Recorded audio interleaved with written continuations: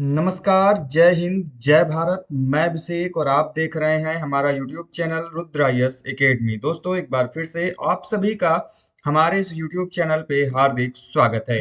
दोस्तों, आज के इस सेशन में, आज के इस वीडियो में हम आपसे बात करेंगे आर्कियोलॉजी यूजीसी नेट के दोस्तों 2010 के आपके यूजीसी नेट के दोस्तों क्वेश्चन पेपर की, जहां पर दोस्तों आज का जो क्वेश्चन पेपर होने वाला है दोस्तों, हम लोग जून और दिसंबर का दोस्तों, जैसा कि आप सभी लोग जानते हैं दोस्तों, दो बार एक यूजीसी नेट के एग्जाम्स ले लेते थे दोस्तों पहले। और उसी क्रम में दोस्तों आज के इस वीडियो में जो दोस्तों आपका दिसंबर 2010 का प्रश्न है दोस्तों, हम लोग उसको डिस्कस करने वाले हैं। दोस्तों, यहाँ से लगातार आपके एग्जाम में क्वेश्चंस दोस्तों प्रीवियस ईयर क्वेश्चन पेपर से लगातार बनते रहे दोस्तों, और इसी क्रम में हम ऐसी चर्चा आपके सामने करेंगे। इसके पहले दोस्तों हम आज की इस वीडियो की शुरुआत करें दोस्तों, जैसा कि आप सभी जानते हैं दोस्तों, आपका ये जो चैनल है दोस्तों रुद्र आईएएस एकेडमी, एकमात्र ऐसा चैनल है दोस्तों जो कि आपको आर्कियोलॉजी यूजीसी नेट की प्रिपरेशन की दोस्तों सभी प्रकार के e notes, material, PDF, previous year question paper, solve question paper, model question paper, जितने भी इंपॉर्टेंट आर्कियोलॉजिकल क्वेश्चन है दोस्तों उसको डिस्कस करते हैं। साथ में दोस्तों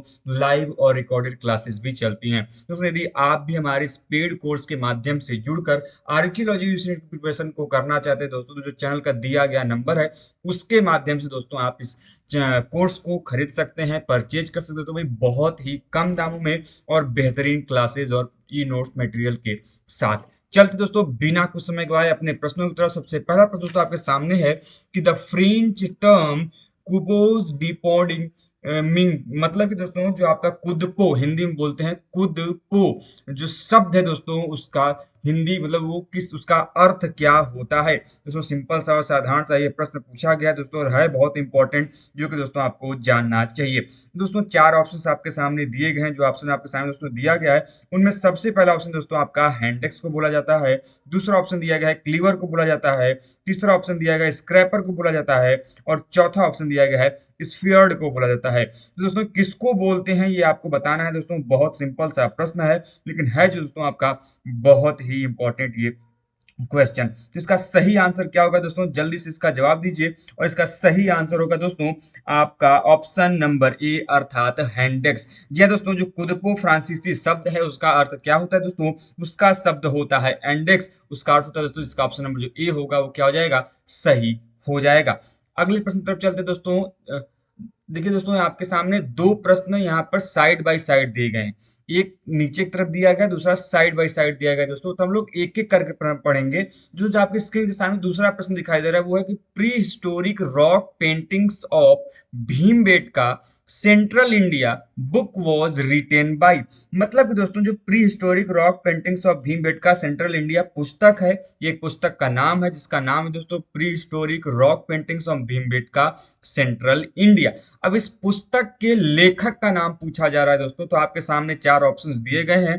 पहला नाम दिया गया वीएस वाकनकर का, दूसरा नाम दिया गया वीएन मिश्रा का, तीसरा नाम दिया गया वाई मठपाल का, और चौथा नाम दिया गया है एच डी सांकलिया का। इसका सही आंसर क्या होगा दोस्तों, तो सबसे पहले तो जान लीजिए कि दोस्तों जब भी बात भीमबेटका की आएगी, अर्थात वहां पर बात की जाएगी किसकी, प्री हिस्टोरिक रॉक पेंटिंग की। दोस्तों प्री हिस्टोरिक रॉक पेंटिंग्स पे भारत में दो लोगों ने बहुत जबरदस्त तरीके से काम किया है। पहला काम किया है दोस्तों, वो भी खासकर भीमबेटका को लेकर दोस्तों, वो किया है वी एस वाकनकर ने दोस्तों।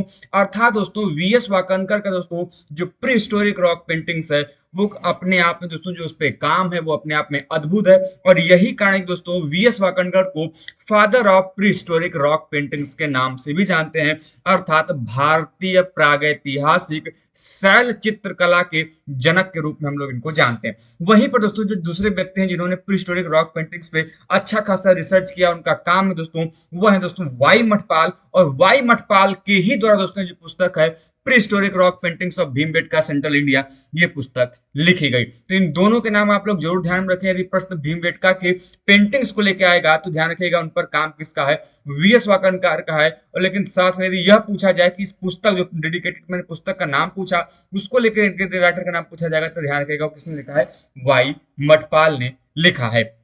साथ में दोस्तों यहाँ से जो आपका वीएस वाकनकर है दोस्तों, जहां से इन्होंने भीमबेटका से दोस्तों जो प्रीहिस्टोरिक रॉक पेंटिंग्स को खोजा, तो ये किस काल के दोस्तों, तो ये मेसोलिथिक काल के दोस्तों हमको यहाँ की पेंटिंग देखने को मिलती है दोस्तों, जो कि मध्य प्रदेश में स्थित एक आपकी महत्वपूर्ण रॉक पेंटिंग्स हमको देखने को मिलती हैं। आगे चले दोस्तों अगले प्रश्न की तरफ। अगला प्रश्न आपके सामने दोस्तों, प्रश्न क्या पूछा जा रहा है, ध्यान से दोस्तों जवाब दीजिएगा।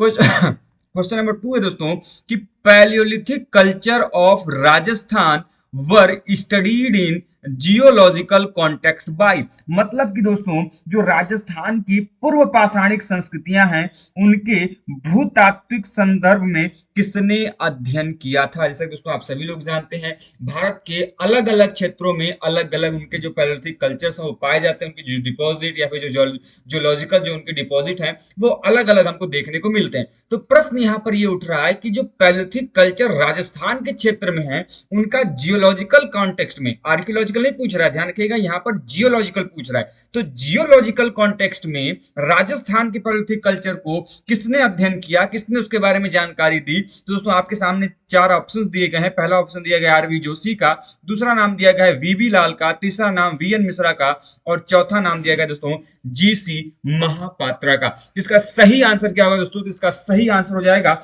ऑप्शन नंबर दोस्तों जो 2 है दोस्तों, सॉरी ऑप्शन नंबर दोस्तों सी है आपका, वीएन मिश्रा जो है दोस्तों, इन्होंने क्या किया था दोस्तों कि इन्होंने क्या किया था, जो राजस्थान की पैलियोलिथिक कल्चर दोस्तों आपका है उनको जियोलॉजिकल कॉन्टेक्स्ट में उन्होंने क्या किया दोस्तों, उसका अध्ययन किया था। इस वजह से दोस्तों इसका जो ऑप्शन नंबर जो सी होगा वो क्या हो जाएगा, सही हो जाएगा। दोस्तों सभी चीजों को आप लोग बहुत ध्यान से पढ़ें, बहुत ही इंपॉर्टेंट दोस्तों क्वेश्चन है जो कि आपके एग्जाम में लगातार आते हैं दोस्तों।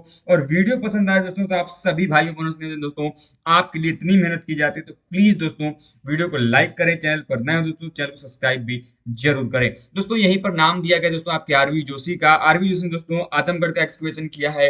जबकि बात करें दोस्तों बीबी लाल का दोस्तों, तो बीबी लाल ने दोस्तों बहुत सारे एक्सकवेशन किए दोस्तों, जिसमें आपका शिशुपालगढ़ आता है दोस्तों, आपका श्रृंगवेरपुर आता है। इसके अलावा दोस्तों यदि हम बात करते हैं बीबीलालपुर का, सर बीबीलाल सरकार तो इन्होंने हस्तिनापुर का भी एक्सकवेशन किया है, बिसौली का एक्सकवेशन किया है। दोस्तों जो आजकल साइट है ये सभी के सभी दोस्तों आपके बीबीलाल सर के द्वारा किए गए दोस्तों, इसलिए आप उनके नाम को जरूर ध्यान में रखें।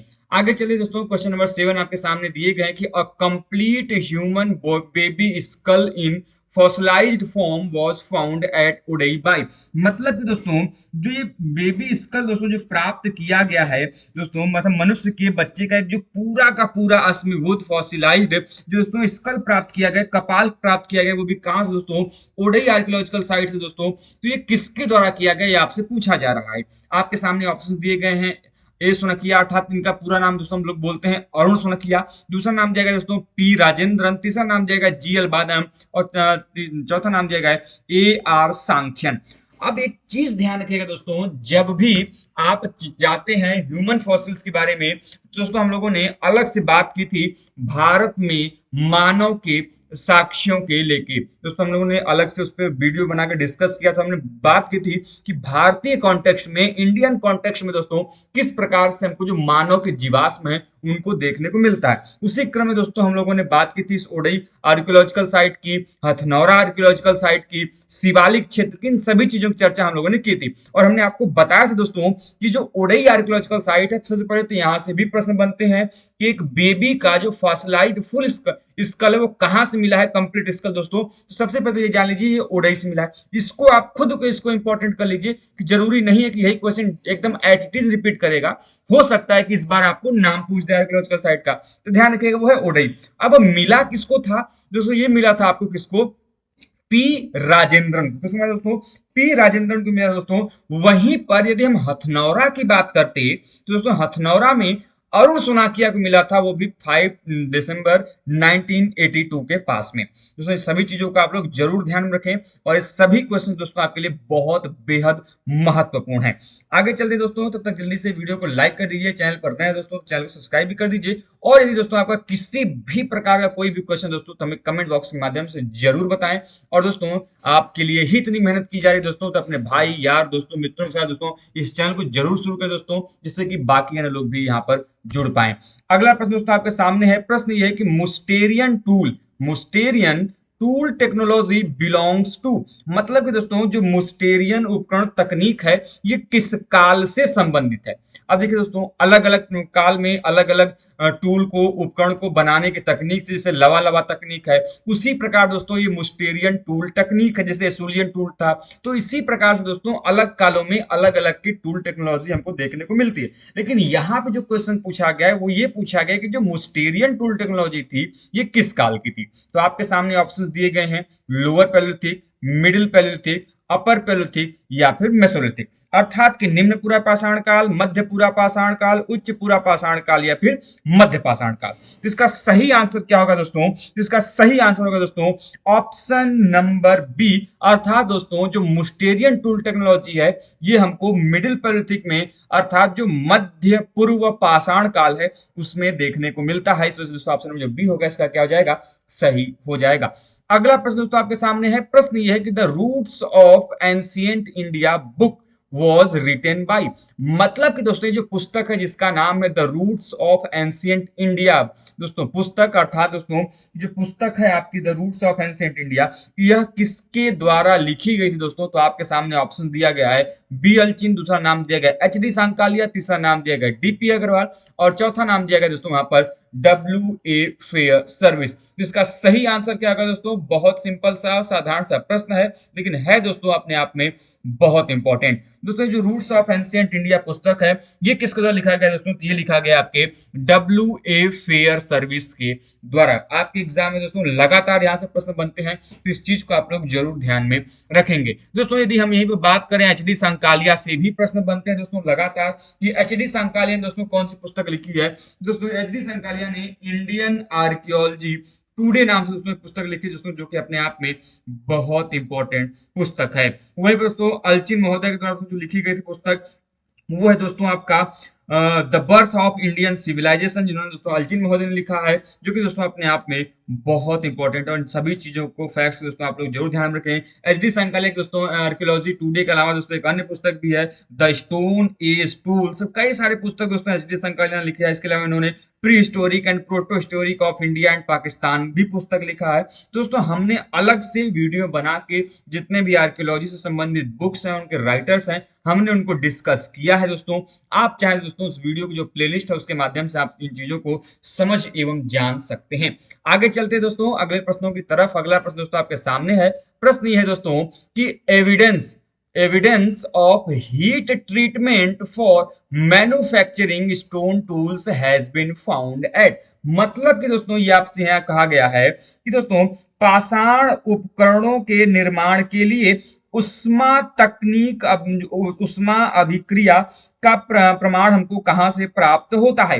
दोस्तों वह कौन सा आपको जो पुरातात्विक स्थल है, कौन सा आर्कियोलॉजिकल साइट है दोस्तों जहां से हमको पाषाण उपकरणों के निर्माण के लिए उष्मा अभिक्रिया का प्रमाण प्राप्त हुआ है दोस्तों? तो चार ऑप्शन आपके सामने दिए गए हैं। पहला ऑप्शन दिया गया भीमबेटका, दूसरा दिया गया बागोर फर्स्ट, तीसरा दिया गया नागार्जुनी कोंडा और चौथा ऑप्शन दिया गया बूढ़ा पुष्कर। इसका सही आंसर क्या होगा दोस्तों? इसका सही आंसर होगा दोस्तों ऑप्शन नंबर बी, अर्थात दोस्तों जो वाघोर फर्स्ट का दोस्तों आपका जमाव है, डिपॉजिट दोस्तों, वहां से हमको जो स्टोन टूल्स मिले दोस्तों उनको देखने के पश्चात, उनके रिसर्च के पश्चात हमको ये जानकारी मिलती है दोस्तों कि इन स्टोन टूल्स का जो मैन्युफैक्चरिंग है, जो निर्माण है दोस्तों, वो हीट ट्रीटमेंट के द्वारा दोस्तों, अर्थात की जो उष्मा अभिक्रिया है दोस्तों उसके द्वारा वहां पर किया गया था। इस वजह से दोस्तों ऑप्शन नंबर जो बी होगा इसका क्या हो जाएगा? सही हो जाएगा।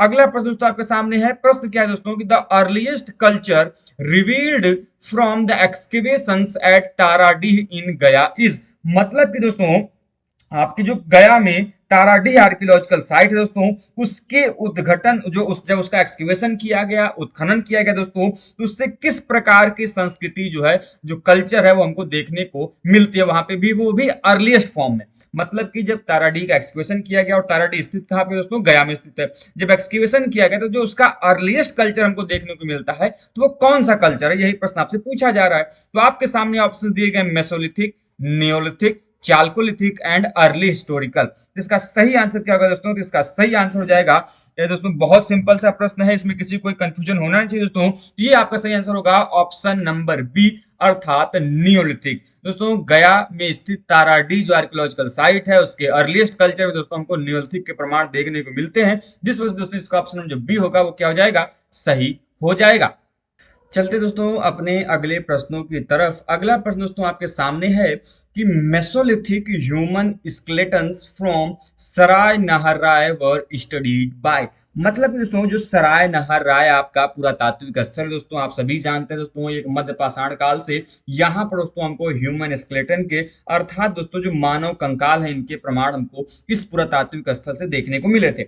अब दोस्तों प्रश्न यहाँ पर यह पूछा गया है कि जब हमको इस मेसोलिथिक साइट से जो दोस्तों सराय नहरराय से हमको इस ह्यूमन स्केलेटन के प्रमाण प्राप्त हुए, तो इन ह्यूमन स्केलेटन को किसके द्वारा पढ़ा गया, इसका अध्ययन किसके द्वारा किया गया दोस्तों, तो आपके सामने ऑप्शन दिए गए हैं। ऑप्शन दिया गया दोस्तों जॉन आर लुकॉस के द्वारा, दूसरा दिया गया के ए आर कैनेडी के द्वारा, तीसरा दिया गया दोस्तों डब्ल्यू एच मैर के द्वारा, और चौथा नाम दिया गया दोस्तों ए ए एल्गर्ट के द्वारा। इसका सही आंसर क्या होगा दोस्तों, तो इसका सही आंसर होगा ऑप्शन नंबर दोस्तों बी, अर्थात के ए आर कैनेडी। जो के ए आर कैनेडी दोस्तों इन्होंने ही जो सराय नहरराय के मेसोलिथिक ह्यूमन स्केलेटन से दोस्तों इनका क्या कहते हैं, इन्होंने अध्ययन किया था। अब दोस्तों के ए आर कैनेडी का एक क्वेश्चन आपके एग्जाम में बुक भी पूछा जाता है। बुक का नाम आप सभी जरूर ध्यान में रखें। बुक का नाम है दोस्तों God apps and fossil man. क्या नाम दोस्तों, ध्यान रखिएगा, आपके एग्जाम में पूछा जाता है God apps and fossil man, apps and fossil man. तो इनके पुस्तक का नाम भी आप लोग जरूर ध्यान में रखें, आपके एग्जाम में यहां से प्रश्न भी बनते हैं। और इन्होंने दोस्तों क्या किया था कि इन्होंने सराय नहरराय की जो आपके मेसोलिथिक ह्यूमन स्केलेटन थे इनको इन्होंने क्या किया था, पढ़ा था। और इन्हीं के द्वारा दोस्तों जो इंडस वैली सिविलाइजेशन के स्केलेटन प्राप्त हुए थे उनको भी, उनके ऊपर भी दोस्तों इन्होंने क्या किया था, अध्ययन किया था। इस फैक्ट को भी आप लोग जरूर ध्यान में रखेंगे। अगला प्रश्न दोस्तों आपके सामने है कि लहुरा देवा the Neolithic settlement is located. मतलब कि दोस्तों जो लहुरा देवा का दोस्तों आपका नवपाषाणिक आवास है, नवपाषाणिक दोस्तों सेटलमेंट है, ये कहां पर स्थित है दोस्तों, ये आपको बताना है। तो आपके सामने ऑप्शन है on the bank of river, मतलब कि एक नदी के तट पर स्थित है। दूसरा ऑन सैंड ड्यून, मतलब कि एक बालू के टीले पर स्थित है। तीसरा on the bank of oxbow lake, oxbow lake का मतलब होता है दोस्तों गोखुर झील। और चौथा दिया गया है नन ऑफ द वेव, अर्थात कोई नहीं। इसका सही आंसर होगा दोस्तों जो लहुरा देवा आर्कियोलॉजिकल साइट दोस्तों, जिसको राकेश तिवारी सर के द्वारा एक्सकेवेट किया गया था। और यहां से दोस्तों हमको नियोलिथिक सेटलमेंट देखने को मिलते हैं। और दोस्तों यहां से जो हमको चावल के प्रमाण देखने को मिलते हैं दोस्तों, वो आपके कोल्डिहवा से भी पुराने यहाँ पर साक्ष्य देखने को मिलते हैं दोस्तों। और ये एक्सकेवेट किया गया था साइट राकेश तिवारी सर के द्वारा। और दोस्तों ये आपके गोखुर झील जो दोस्तों उसके किनारे स्थित है on the bank of oxbow lake. इस वजह से दोस्तों इसका ऑप्शन जो सी होगा वो क्या हो जाएगा, सही हो जाएगा।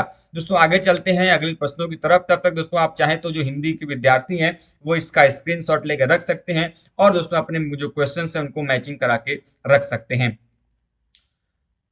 चलते दोस्तों अपने अगले प्रश्नों की तरफ। अगला प्रश्न दोस्तों आपके सामने है क्वेश्चन नंबर 11। क्वेश्चन नंबर 11 कहता है दोस्तों कि which method is generally used for excavating a megalithic. मतलब है दोस्तों जैसा कि आप सभी लोग जानते हैं, मैंने आपको बताया ही था कि उत्खनन की अलग अलग विधियां हैं।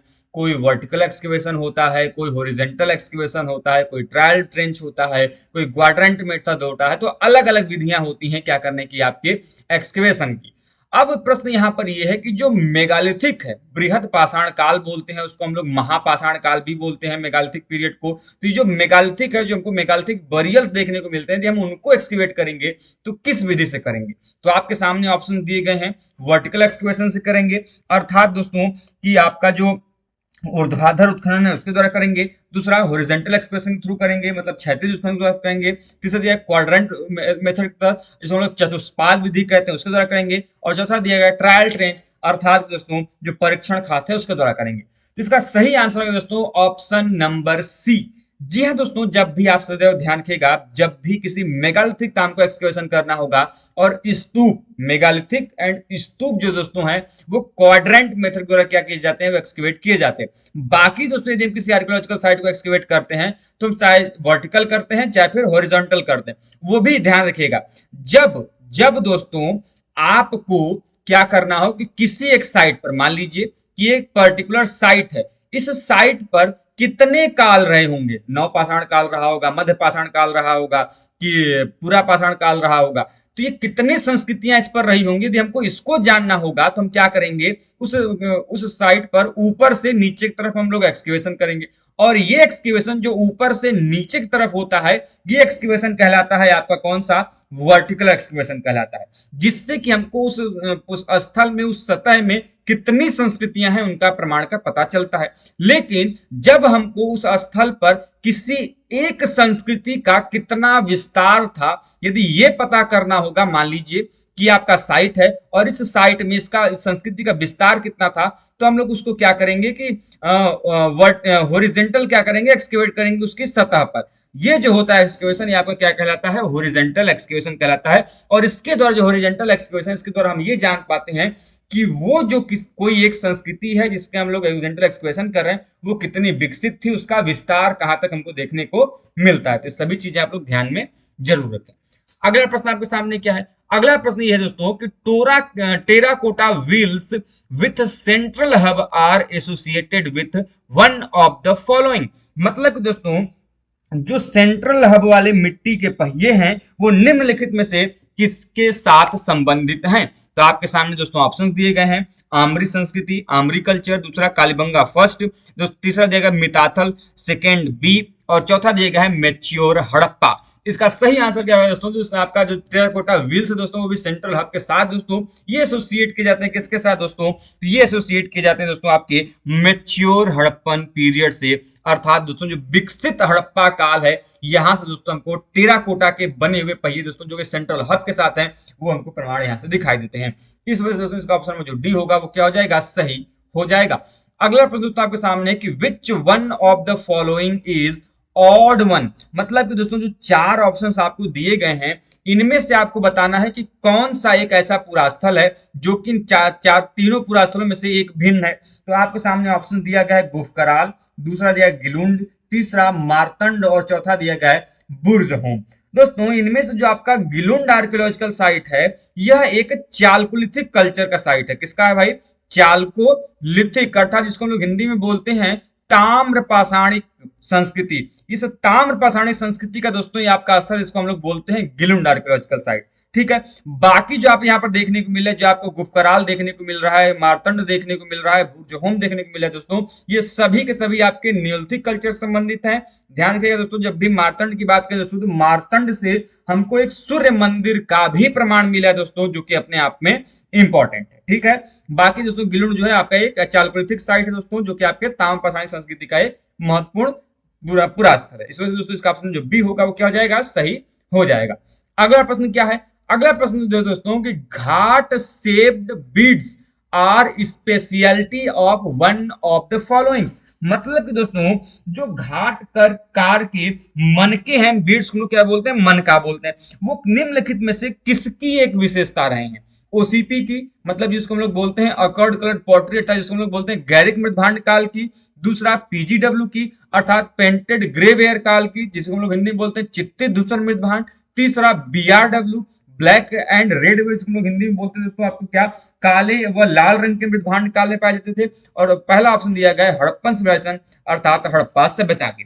दोस्तों जो घाट शेप्ड बीड्स हैं, ये स्पेशलिटी है आपके हड़प्पन सिविलाइजेशन की, अर्थात हड़प्पा सभ्यता की। जब भी बात आपके बीड्स की आए दोस्तों, इंडस वैली सिविलाइजेशन में बीड्स के जो कारखाने हैं, जो फैक्ट्री ऑफ बीड्स है, इनके प्रमाण कहां से प्राप्त हुए दोस्तों, तो आपके प्रमाण हुए कहां से प्राप्त, चन्नहूदड़ों से प्राप्त हुए हैं। वहीं पर जो आपका ओसीपी दिया है दोस्तों, जो ओसीपी है ये एसोसिएट होता है किससे दोस्तों, तो ओसीपी कल्चर जो एसोसिएट होता है आपके कॉपर होर्स से, अर्थात ताम्र निधियों से दोस्तों ओसीपी को एसोसिएट किया जाता है। वहीं पर यदि हम बात करते हैं बीआरडब्ल्यू की दोस्तों, तो बीआरडब्ल्यू दोस्तों एसोसिएट होता है आपके मेगालिथिक कल्चर से, अर्थात महापाषाण काल से। तो इन सभी फैक्ट्स दोस्तों आप लोग जरूर ध्यान में रखें, क्योंकि दोस्तों आपके एग्जाम में इन सभी प्रश्न आपके लगातार आते रहते हैं। जल्दी से दोस्तों एक बार वीडियो को लाइक कर दें, चैनल पर नए हैं दोस्तों चैनल को सब्सक्राइब भी जरूर करें। आगे चलते दोस्तों अगले प्रश्न की तरफ। अगला प्रश्न आपके सामने है कि the granite hills of the south India were the above of. दोस्तों आपके सामने प्रश्न ये कहा जा रहा है कि दक्षिण भारत की जो ग्रेनाइट पहाड़ियां हैं, ये इनका निवास स्थान किन लोगों की थी। मतलब उसमें आप सभी लोग जानते हैं कि पहले के मानव दोस्तों गुफाओं में रहते थे। लेकिन प्रश्न यहाँ पर है कि ये जो ग्रेनाइट हिल्स हैं साउथ इंडिया की, वहां पर किन प्रकार के लोगों का निवास था दोस्तों। तो आपके सामने ऑप्शंस दिए गए हैं। पैलोथिक पीपल का, अर्थात दोस्तों जो पूरा पाषाण काल के लोग थे ये उनका निवास स्थल था। दूसरा मेसोलिथिक पीपल का, अर्थात मध्य पाषाण काल के लोगों का निवास स्थल था। तीसरा न्योलिथिक पीपल का, अर्थात नव पाषाण काल के लोगों का। और चौथा दिया गया चालकोलिथिक पीरियड का, अर्थात ताम्र पाषाण काल के लोगों का। तो दोस्तों जो ग्रेनाइट हिल्स है इसमें किन लोगों का निवास था दोस्तों, तो आपके सामने इसका आंसर सही होगा ऑप्शन नंबर सी, अर्थात यहाँ पर जो न्योलिथिक पीपल हैं, अर्थात जो नव पाषाण काल के लोग हैं दोस्तों साउथ इंडिया के, वो इस ग्रेनाइट हिल्स में हमको देखने को मिलते हैं। अब कारण यह है दोस्तों, आप लोग ये भी जान लीजिए कि साउथ इंडिया में नॉर्थ इंडिया के मुकाबले जो भी स्कल्पचर देखने को मिलते हैं दोस्तों, वो आपको किस पे देखने को मिलते हैं, किस प्रकार के स्टोन्स पे ज्यादा देखने को मिलते हैं दोस्तों, तो ग्रेनाइट स्टोन का वहां पर उपयोग ज्यादा किया गया है। और दोस्तों बाकी के यदि आप कंपैरिजन करते दोस्तों नॉर्थ इंडिया और साउथ इंडिया में, तो जो साउथ इंडिया के टेम्पल्स या फिर कोई स्ट्रक्चर बने दोस्तों जो स्टोन पे बने हुए, तो उनको बनाना आसान था as compared to South India. कारण क्या था कि नॉर्थ इंडिया में दोस्तों जो हमको स्कल्पचर या फिर हमको जो आपके स्ट्रक्चर देखने को मिलते हैं वो सैंड स्टोन इत्यादि के मिले हुए बनते हैं। अब सैंड स्टोन को तराशना एज कंपेयर टू ग्रेनाइट वो क्या था, आसान था। और जबकि ग्रेनाइट जो हिल्स है दोस्तों, इनकी पत्थरों को तराशना थोड़ा कठिन था। और यही कारण दोस्तों कि ग्रेनाइट हिल्स पहले से मौजूद था साउथ इंडिया में, और यही कारण कि वहां पर न्योलिथिक पीपल जो दोस्तों कहां पर निवास करते थे, ग्रेनाइट हिल्स में निवास करते थे। इस फैक्ट को भी आप लोग जरूर ध्यान में रखें। आगे चलते हैं अगले प्रश्न की तरफ। अगला प्रश्न आपके सामने दोस्तों की geographical overlap between the Harappan and painted grey ware remains is one of the reasons. मतलब कि दोस्तों यहाँ पर प्रश्न ये पूछा गया है कि हड़प्पा काल और चित्रित धूसर मृदभांड काल के अवशेषों के बीच जो भौगोलिक अभिव्यापन एक क्षेत्र है दोस्तों, वह कौन सा है। तो दोस्तों आपके सामने ऑप्शन दिए गए हैं। सतलज यमुना बेसिन, मतलब सतलज यमुना जो घाटी है वो है। दूसरा सोन एंड गंगा बेसिन, सोन और गंगा का जो घाटी है वो है। तीसरा चंबल बनास बेसिन, चंबल बनास घाटी, या फिर चौथा दिया गया इंडस गोमल बेसिन। तो इसका सही आंसर क्या होगा दोस्तों, इसका सही आंसर होगा क्वेश्चन नंबर 19 का दोस्तों ऑप्शन नंबर दोस्तों जो ऑप्शन नंबर ए है सतलज यमुना बेसिन दोस्तों, इसका आंसर सही होगा। आगे चलते दोस्तों अगले प्रश्न की तरफ। अगला प्रश्न दोस्तों आपके सामने है। प्रश्न यह है दोस्तों कि which of the following culture terms is not supported by an excavated stratified deposit in its zone। मतलब कि दोस्तों आपसे प्रश्न यह पूछा गया है कि निम्नलिखित में से किस सांस्कृतिक शब्दावली के लिए पूरक उत्खनित स्तरीकृत अवशेष इसके क्षेत्र में उपलब्ध नहीं है।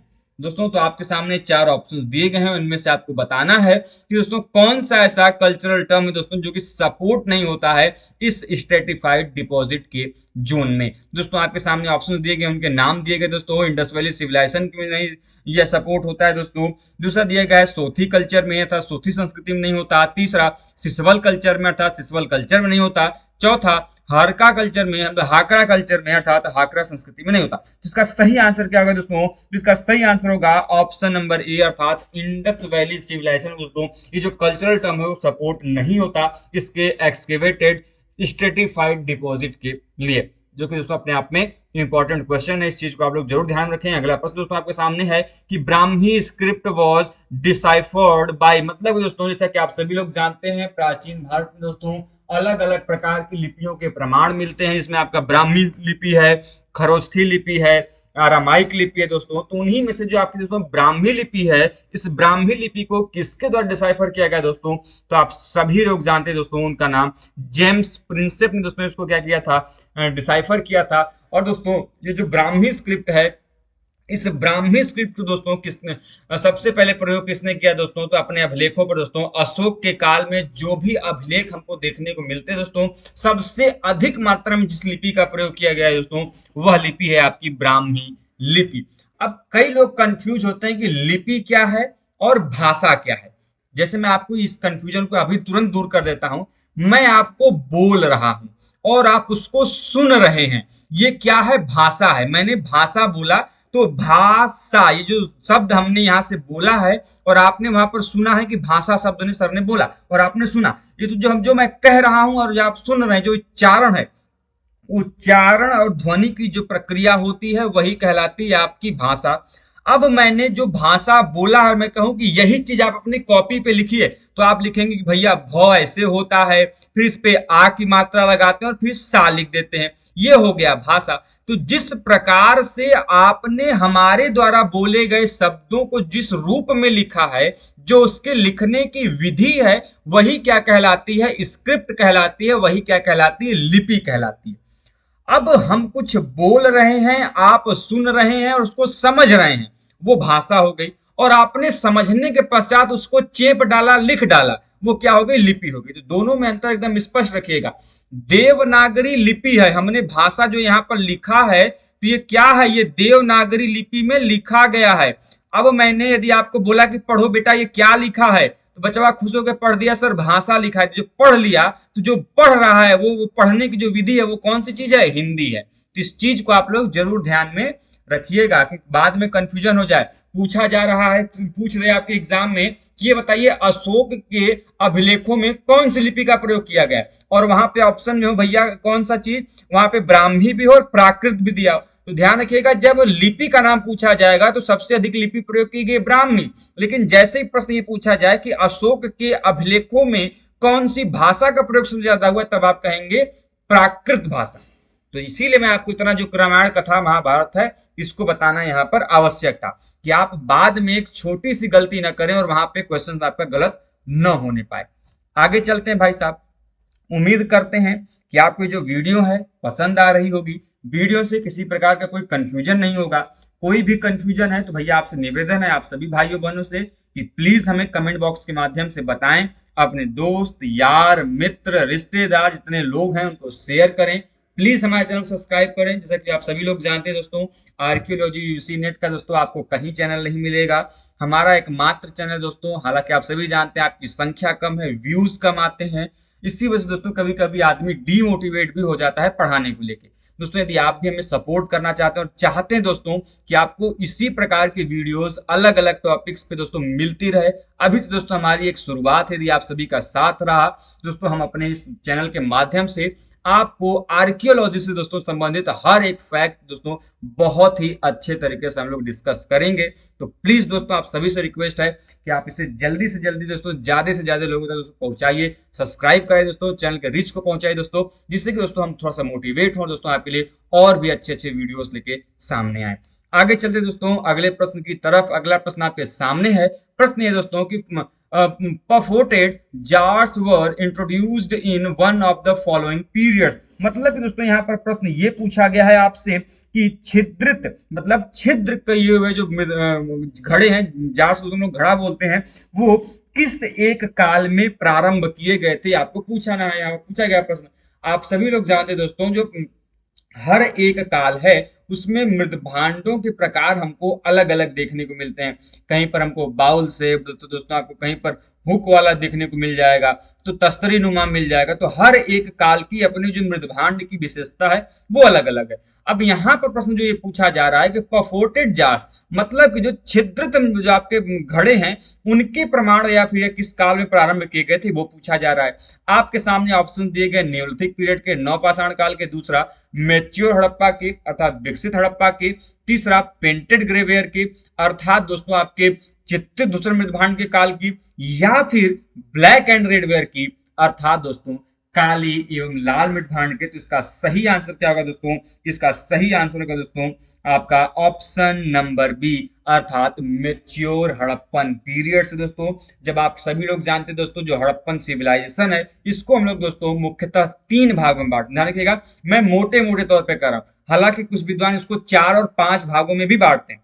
देखिए 3 भाग कौन कौन से हैं, प्री हड़प्पा, मेच्योर हड़प्पा और लेट हड़प्पा, 3 है। जबकि बाकी विद्वान जो है इनको early Harappa, pre Harappa, mature Harappa, late Harappa और पोस्ट हड़प्पा 5 में बांटते हैं। मतलब हड़प्पा के काल का जो पहले वाला काल है वो अर्ली हड़प्पा हो गया, हड़प्पा के जो शुरुआती फेज वाला काल हो गया वो प्री हड़प्पा हो गया, जो विकसित वाला काल हो गया मेच्योर हड़प्पा हो गया, जो पतन वाला काल हो गया वो लेट हड़प्पा हो गया, और जो पतन के पश्चात वाला काल हो गया वो हो गया आपका क्या कहते हैं, पोस्ट हड़प्पा। तो ये 5 भागों में मोटे मोटे तौर पे हड़प्पा काल बांटा जाता है। अब जो आपका जो परफोर्टेड जार्स है, जो छिद्रित घड़े हैं, ये किस काल के हैं? ये आपके मेच्योर हड़प्पा काल के। इस वजह से इसका ऑप्शन में जो बी होगा वो क्या हो जाएगा? सही हो जाएगा। आगे चलते हैं भाई साहब। अगला प्रश्न ये है कि द अर्लीस्ट इंडियन क्वाइंस वर, मतलब कि जो चार ऑप्शंस आपको दिए गए हैं, इनमें से आपको बताना है कि कौन सा अर्लीस्ट इंडियन क्वाइंस है, अर्थात प्रारंभिक भारतीय मुद्रा है। तो आपके सामने है और आप सभी लोग बहुत तेज हैं। प्ले ग्रुप का क्वेश्चन है, गदहिया गोल का प्रश्न है भाई साहब। का है ये पूछा का गया है कि अर्लीस्ट इंडियन क्वाइन, मतलब कि भारत में कौन सी मुद्रा का प्रकार है, कौन सा ऐसा पैसा है जो सबसे पहली बार चलाया गया। तो आप सभी लोग जानते हैं, बहुत आहत होते हैं जब आपके पास पैसे नहीं होते। लोग बोलते हैं ना कि मारो गरीब है, तो आप क्या होते हैं, जैसे कोई कहता है गरीब है, कुछ पहनने को है, खाने को नहीं है, तो आप आहत हो जाते हैं। तो आहत होते हैं मतलब पंच मार्क्ड क्वाइन। तो आप चीज ध्यान रखिएगा, जब पैसा नहीं होगा तो आप लोगों की बातों से आहत होंगे। तो पैसे का पहला प्रकार, मुद्रे का पहला प्रकार क्या है? पंच मार्क्ड क्वाइन है, अर्थात इसको हम लोग हिंदी में बोलते हैं आहत सिक्के। क्या बोलते हैं? आहत सिक्के। वहीं पर आपको जो ऑप्शन नंबर ए में दिनार बचा हुआ दिख रहे हैं, दिनार क्या है? ये गुप्ता पीरियड के जो सिक्के थे, जो गुप्ता पीरियड है उस काल के क्वाइंस को हम लोग क्या बोलते थे? दिनार बोलते थे। दिनार, द्विदिनार, तिहाई दिनार, एक चौथाई दिनार बोलता है। ये सभी के सभी किस काल के हैं? गुप्त काल के हैं। जबकि सबसे प्रारंभिक सिक्कों को क्या कहा गया है? आहत सिक्के कहा गया है। तो ये सभी फैक्ट जो हम आपको एडिशनल जानकारियां देते हैं दोस्तों, उम्मीद करते हैं कि आपको चीजें बहुत अच्छे तरीके से समझ में आ रही होंगी। यदि फिर भी कोई भी क्वेश्चन हो, मैं बार बार आपसे कहता हूं, जब तक इंडिया पूछेगा नहीं तब तक इंडिया आगे बढ़ेगा नहीं। होता है ना कि बोलेगा इंडिया तभी जा आगे बढ़ेगा इंडिया। आजकल है गूगल का प्रचार, तो वही है कि जब तक टीचर से आप पूछेगा नहीं तब तक टीचर आपको बताएगा नहीं। सिंपल सा है कि पूछने का और जानकारी लेने का कॉन्सेप्ट बिल्कुल सीधा सा रखिए। यदि आपको कहीं कंफ्यूजन आ रहा है तो बिल्कुल तड़ाक से पूछ डालिए उसको, अपने माइंड का जो ये पेच है उसको तुरंत ढीला कर डालिए।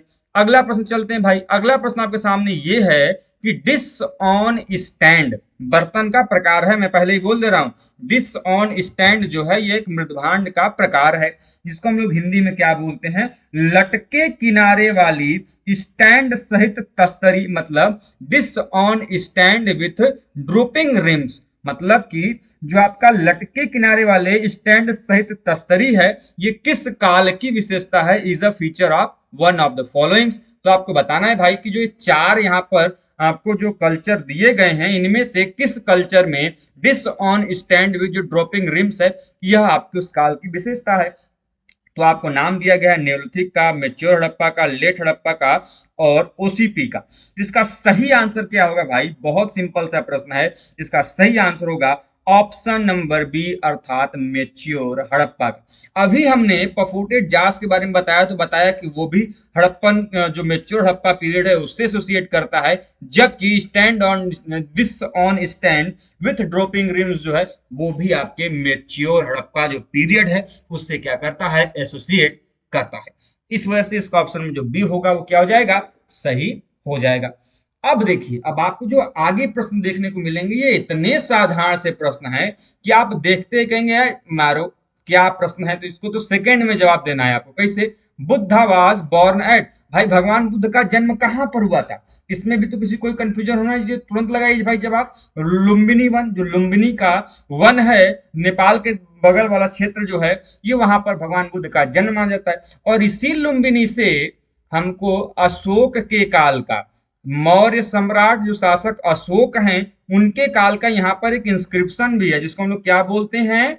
रुम्मिनदे इंस्क्रिप्शन। आपके एग्जाम में पूछा जाता है कि रुम्मिनदे इंस्क्रिप्शन कहाँ पे मिला है? लुम्बिनी मिला है। क्या वहां पे खासियत क्या है उसकी? भगवान बुद्ध की जन्मस्थली के बारे में बताता है। एक और खासियत है, खासियत यह है कि इसी इंस्क्रिप्शन में अशोक ने जो वहां पर पहले टैक्स 1/6 लगता था उसको घटाकर कितना कर दिया? 1/8 कर दिया। तो इस फैक्ट को भी आप लोग जरूर ध्यान में साथ में रखते हुए चलें। उम्मीद करते हैं भैया कि आप सभी को जो हम पढ़ा रहे हैं आपको पसंद आ रहा होगा। पसंद आ रहा होगा बुआ तो जल्दी से वीडियो को लाइक करिए। चैनल पर नए हो दोस्तों तो चैनल को सब्सक्राइब करिए। काहे से कि हम आपको ऐसे ही वीडियो समय समय पर अच्छे अच्छी लाते रहेंगे और आप जल्दी जल्दी पढ़ते रहेंगे, जिससे कि क्या होगा कि आप लोग उधर सफल होंगे और हमें भी थोड़ा बहुत आपसे सहायता मिलता रहेगा। चलिए भाई, चलते हैं अगले प्रश्न की तरफ। अगला प्रश्न आपके सामने ये दिया है कि the earliest reference to sati practice occurred in, मतलब प्रश्न यहां पर यह है कि जो सती प्रथा है, आप सभी लोग जानते हैं प्राचीन समय में सती प्रथा था, जो कि दोस्तों बाद में आकर इसको क्या किया गया, समाप्त किया गया। अब जो ये सती प्रथा है इसका प्रथम रेफरेंस, अर्लीस्ट रेफरेंस, प्रथम उल्लेख कहां पर देखने को मिलता है। अब लीजिए ये जो प्रश्न है ये इंस्क्रिप्शन का प्रश्न है, और जब हमने इंस्क्रिप्शन पढ़ाया है, ध्यान रखिएगा, मैं आपको बता दूं यहां भी आपकी एक अलग से वीडियो जो आपके इंस्क्रिप्शन से पूछी जाती है कि कौन से इंस्क्रिप्शन में का मिला है, कौन सा उल्लेख है, कौन दिया, कब दिया, कैसे दिया, ये सभी वाले फैक्ट हमने अलग से एक वीडियो में चेप डाले हैं, अलग से हमने उसको क्या किया है, कलेक्टिव फॉर्म में आपको दे डाला है। तो जल्दी से जाइए और उस चीज को वॉच कीजिए और देख लीजिए, समझ लीजिए भाई। तो सती प्रथा का जो प्रथम प्रमाण मिलता है वो कहां पर मिलता है, the earliest reference of Sati practice occurred in the Junagadh inscription of, कहां पर, सॉरी, एरन इंस्क्रिप्शन जो है दोस्तों आपका वहां पर हमको देखने को मिलता है। कहां पर, एरन इंस्क्रिप्शन जो है वहां पर हमको जो सती प्रथा है उसका प्रथम उल्लेख देखने को मिलता है। जबकि यदि हम जो आपकी बाकी ऑप्शंस में दिए गए हैं जूनागढ़ इंस्क्रिप्शन, तो जो रुद्र दामन का जूनागढ़ अभिलेख है, सबसे पहले तो जान लीजिए रुद्र दामन का किसका है, रुद्र दामन का है, रुद्र दामन का ये जूनागढ़ इंस्क्रिप्शन है। और इस रुद्र दामन के जूनागढ़ इंस्क्रिप्शन में हमको किसका प्रमाण देखने को मिलता है, तो सुदर्शन झील का, सुदर्शन लेक के कैसे रिपेयर किया गया था, कैसे उसका निर्माण किया गया था, इसका वर्णन हमको इसकी सुदर्शन जूनागढ़ इंस्क्रिप्शन में दिखाई देता है। जबकि जब हम एहोल इंस्क्रिप्शन की बात करते हैं तो एहोल इंस्क्रिप्शन किसके द्वारा लिखा गया, नाम आप लोग जरूर ध्यान में रखिए, आपके एग्जाम में लगातार पूछा जाता है। यह लिखा गया था रवि कीर्ति के द्वारा। इसमें चर्चा किसकी है, इसमें चर्चा है आपके हर्षवर्धन की, किसकी है भाई, हर्षवर्धन की, और साथ में पुलकेशिन द्वितीय की, पुलकेशिन द्वितीय की, और इनके बीच का जो युद्ध है वो हमको इस एहोल इंस्क्रिप्शन में दिखाई देता है। साथ में आप लोग ये भी जानिए इस एहोल इंस्क्रिप्शन में हमको कालिदास और भारवी का भी उल्लेख देखने को मिलता है। आपके एग्जाम में प्रश्न पूछा जाता है कि कालिदास और भारवी का उल्लेख निम्नलिखित में से किस अभिलेख में देखने को मिलता है, और वहां पर देख दिया जाएगा आपको अभिलेख का नाम, एहोल इंस्क्रिप्शन जो कि रवि कीर्ति ने लिखा है उसमें आपके नाम देखने को मिलते हैं। तो इन सभी चीजों को भैया एकदम अपने जो खोपड़िया है उसमें याद करके ताला जो है चाबी घरवा दीजिए, खुआ दीजिए। आगे प्रश्न चलते हैं। अगला प्रश्न ये कि मैच द फॉलोइंग करेक्टली। अब आपको जो इसमें दिया गया है मैच 1 मैच 2, उसको क्या करना है भैया, मैच मैच खेल देना है। सबसे पहले जो नाम दिया गया वो दिया गया है KAR कैनेडी। दोस्तों इसका सही आंसर होगा दोस्तों ऑप्शन नंबर सी, अर्थात जो KAR कैनेडी है। दोस्तों अभी हमने बताया KAR कैनेडी दोस्तों जिन्होंने क्या किया है कि जो सराय नाहर राय से ह्यूमन स्केलेटन्स प्राप्त हुए थे मेसोलिथिक पीरियड के, उनका इन्होंने क्या किया था, अध्ययन किया था। और इन्हीं की दोस्तों पुस्तक भी हमने आपको अभी कुछ देर पहले बताई, God app and man fossils, जो आप दोस्तों हमने आपको पुस्तक का नाम बताया था, इन्हीं के द्वारा लिखा गया है। अब प्रश्न ये है कि आपको यहाँ पर इनको क्या करना है, मिलाना है। इसका सही क्या होगा भाई कि जो ये KAR कैनेडी हैं ये किससे मैच करेंगे दोस्तों, ये मैच करेंगे आपके फिजिकल एंथ्रोपोलॉजी से। वहीं पर दोस्तों जो विष्णु मित्र हैं, विष्णु मित्र किससे एसोसिएट करेंगे दोस्तों, तो ये पैलियो बॉटनी से एसोसिएट करेंगे। जबकि यदि हम बात करते हैं एसन राजगुरु की, दोस्तों जो एसन राजगुरु हैं ये आपके एसोसिएट किससे करेंगे दोस्तों, तो ये एसोसिएट करेंगे आपके किससे दोस्तों, ये एसोसिएट करेंगे आपके जियोलॉजी से। जबकि दोस्तों आपका जो RG बेंड्रेनिक है दोस्तों ये आपका एसोसिएट करेंगे रॉक आर्ट से। इस वजह से उसका ऑप्शन में जो सी होगा वो क्या हो जाएगा, सही हो जाएगा। आगे चलते हैं भाई। अगला प्रश्न आपके सामने है। प्रश्न ये है कि Sudarshan lake was rebuilt during the time of Rudradaman by his minister. अभी हमने आपको बताया कि सुदर्शन झील के निर्माण की बात हमको कहां पर मिल रही है, जूनागढ़ इंस्क्रिप्शन में मिल रही है।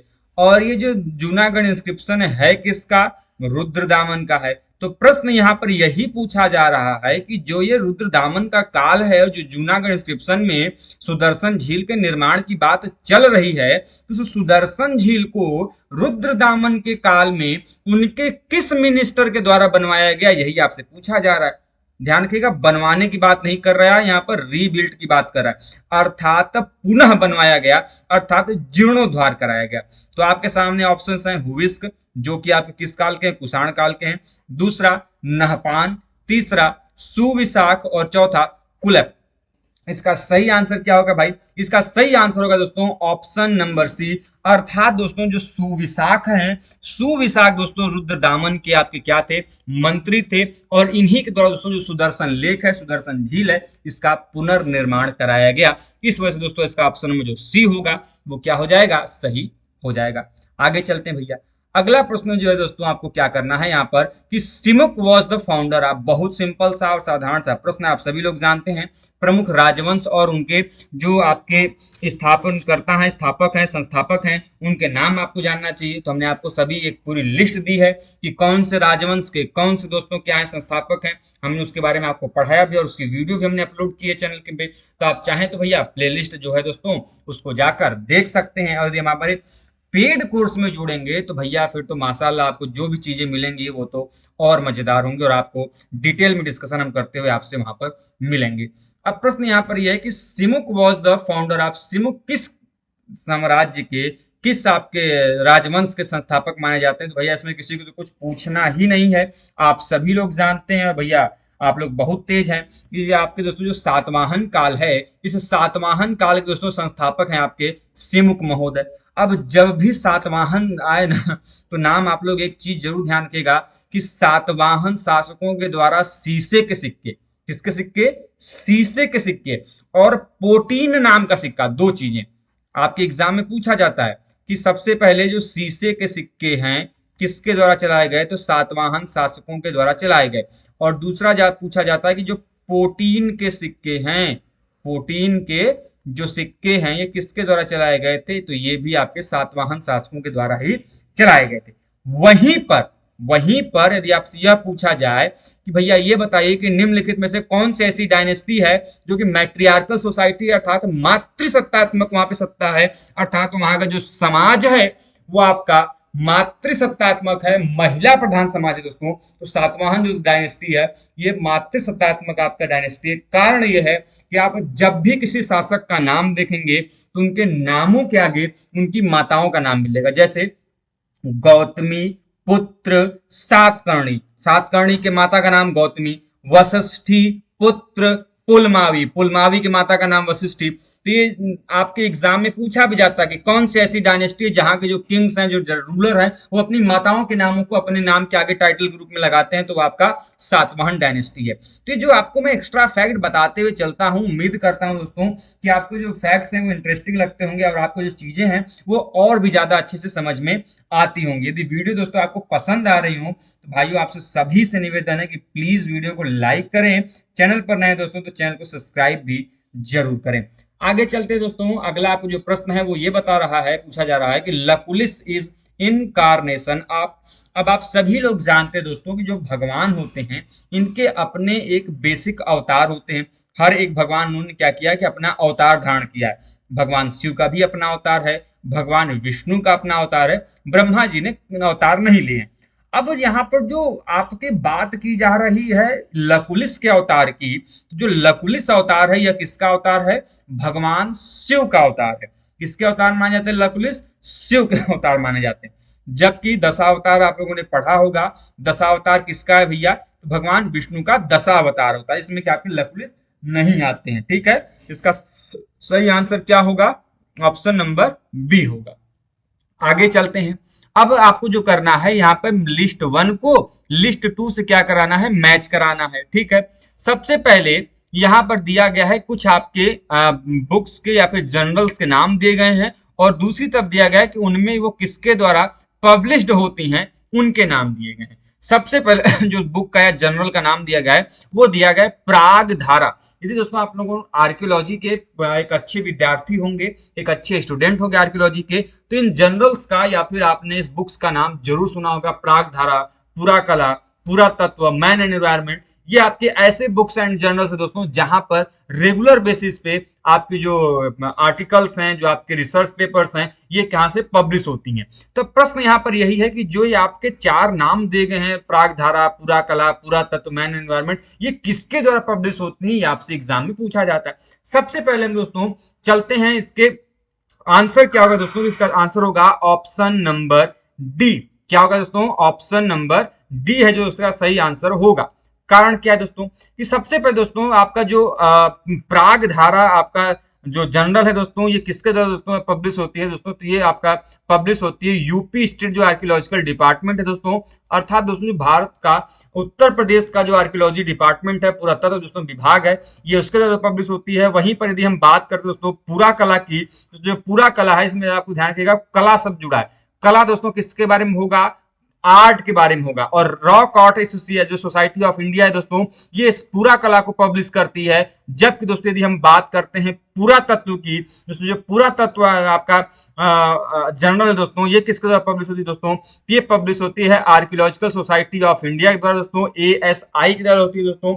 ध्यान रखिएगा, आर्कियोलॉजिकल सर्वे ऑफ इंडिया अलग है, आर्कियोलॉजिकल सोसाइटी ऑफ इंडिया अलग है, दोनों अलग अलग चीजें। तो ये कंफ्यूज मत हो जाइएगा कि एएसआई मैं बोल रहा हूं तो आर्कियोलॉजिकल सर्वे ऑफ इंडिया से कनेक्ट कर ले, नहीं, ये यहाँ पर आर्कियोलॉजिकल सोसाइटी ऑफ इंडिया है, जिसके द्वारा जो आपका पुरातत्व है ये क्या हो रहा है, पब्लिश हो रहा है। जबकि आपका जो मैन एंड एनवायरमेंट है ये आपका किसके द्वारा पब्लिश होता है, तो ये Indian Society for Prehistoric and क्वांटरी जो स्टडीज है, ये इनके द्वारा क्या होता है, पब्लिश होता है। अब देखिए इसमें दिमाग लगाएंगे तो आप लोग खुद ही इसको कर ले जाएंगे। कारण क्या है, देखिए पकड़िए, यहां पर कला शब्द दिया है, कला आर्ट से एसोसिएट करता है, और आर्ट वाला ऑप्शन केवल और केवल ऑप्शन नंबर ए में है, इसलिए आप इसको मैच करा लेंगे।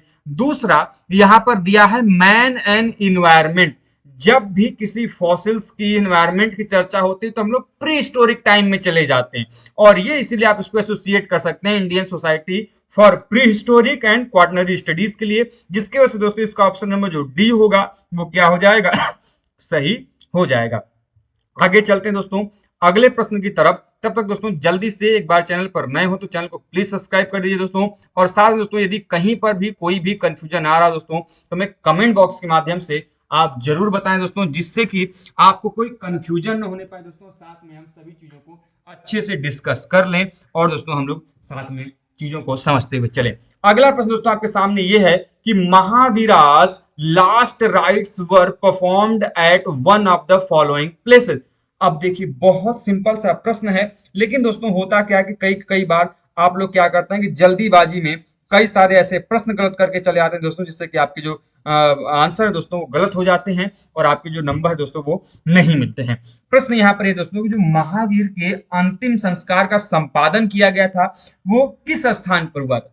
तो प्रश्न बड़ा सिंपल सा है कि भगवान महावीर स्वामी जो हैं उनकी मृत्यु कहां पर हुई थी, लेकिन यहाँ पर थोड़ा सा प्रश्न को बस ट्विस्ट कर दिया गया, बातों को बेवजह बढ़ा दिया गया। प्रश्न यहाँ पर जो सिंपल सा है दोस्तों, तो आप सभी लोग जानते हैं दोस्तों भगवान महावीर स्वामी जो है दोस्तों ये जैन धर्म के 24वें तीर्थंकर हैं, और इनका जो सिंबल है आपके एग्जाम में कभी कभी ये भी पूछ लिया जाता है कि कौन से जो आपके तीर्थंकर हैं इनका सिंबल क्या है, इनको मैच कराइए। जैसे भगवान पार्श्वनाथ स्वामी जो है जो 23वें तीर्थंकर हैं, इनका जो सिंबल है वो क्या है आपका, वो है आपका सर्प है, सांप है। जबकि यदि महावीर स्वामी की बात करते हैं तो इनका सिंबल लॉयन है, सिंह है। यदि हम बात करें आदिनाथ की, जो कि इनके आदिदेव है वृषभ, हाँ आदिनाथ हैं, तो वो जो है आपके उनके जो प्रथम तीर्थंकर के रूप में जाने जाते हैं, उनका जो है आपका वृषभ है, बैल है। तो इन सभी चीजों को आप चीजों को ध्यान में जरूर रखें। बात यहाँ पर महावीर स्वामी की हो रही थी दोस्तों, तो महावीर स्वामी की जो अंतिम आपका क्या कहते हैं संस्कार का संपादन हुआ था वो कहां पर हुआ था, पावा में हुआ था। कहां पर हुआ था, पावा में। ठीक है, इसलिए ऑप्शन जो ए होगा इसका क्या हो जाएगा, सही हो जाएगा। तो ये जो सभी फैक्ट मैं आपको बताते हुए चल रहा हूं, प्लीज इनको चीजों को डिस्कस करते हुए चलें।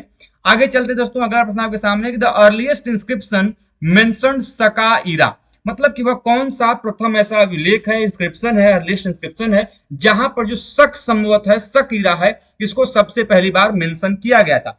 तो आपके सामने ऑप्शन दिया गया है, रुद्रदामन का जूनागढ़ इंस्क्रिप्शन, दूसरा बेसनगर का जो गरुड़ पिलर स्तंभ लेख है वो है, तीसरा इलाहाबाद का जो समुद्रगुप्त का इंस्क्रिप्शन है वो, चौथा, बादामी स्क्रिप्शन ऑफ पुलकेशिन फर्स्ट।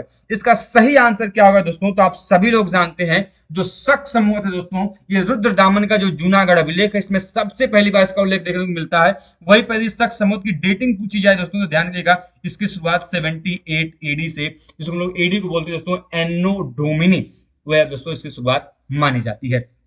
अब दोस्तों क्या करना है दोस्तों, आपको यहाँ पर match the site list one with the excavator of list two. जो लिस्ट वन है दोस्तों ये साइट्स के नाम दिए गए हैं आपको, वहीं पर दोस्तों जो लिस्ट टू है ये आपको यहाँ पर इनके एक्सक्वेटर के नाम दिए गए हैं, जिसमें दोस्तों आपको क्या करना है, इनको आपस में मैचिंग दोस्तों आपको क्या करनी है, करानी है। इसका सही आंसर क्या होगा दोस्तों? तो इसका सही आंसर हो जाएगा दोस्तों आपका सबसे पहले जो लंघनाज आर्कियोलॉजिकल साइट है दोस्तों, ये दोस्तों एक्सकेवेट किया गया था आपके HD सांकलिया के द्वारा। वहीं पर दोस्तों यदि हम बात करते हैं बागोर क्षेत्र की, दोस्तों बागोर आर्कियोलॉजिकल साइट दोस्तों ये एक्सकेवेट किया गया था VN मिश्रा के द्वारा। आदमगढ़ की दोस्तों बात करते हैं तो जो आदमगढ़ आर्कियोलॉजिकल साइट है ये दोस्तों एक्सकेवेट किया गया था RV जोशी के द्वारा दोस्तों, जबकि दोस्तों जो आपका जो लहरिया डी आर्कियोलॉजिकल साइट है ये एक्सकेवेट किया गया था आपके PC पंत के द्वारा। तो ये सभी चीजें दोस्तों आप लोग जरूर ध्यान में रखें। यहाँ पर दोस्तों आपको यदि कोई भी चीज नहीं आ रही है, यदि इनमें से दोस्तों आपका आदमगढ़ आर्कियोलॉजिकल साइट का भी एक्सकेवेटर याद है दोस्तों, तो भी आप इस प्रश्न को कर लेते दोस्तों, अर्थात RV जोशी। तो दोस्तों सी का पहला एकमात्र दोस्तों जो है वो सी ऑप्शन सही होगा। इस वजह से दोस्तों इसका ऑप्शन में जो सी है वो क्या हो जाएगा, सही हो जाएगा। आगे चलते दोस्तों अगले प्रश्न की तरफ। तब तक दोस्तों जल्दी से एक बार वीडियो को लाइक कर दीजिए, और वे दोस्तों हमारे मित्र जो कि आपके हिंदी में विद्यार्थी हैं वो चाहे तो इसका स्क्रीनशॉट लेके रख सकते हैं और अपनी चीजों को जान एवं समझ सकते हैं।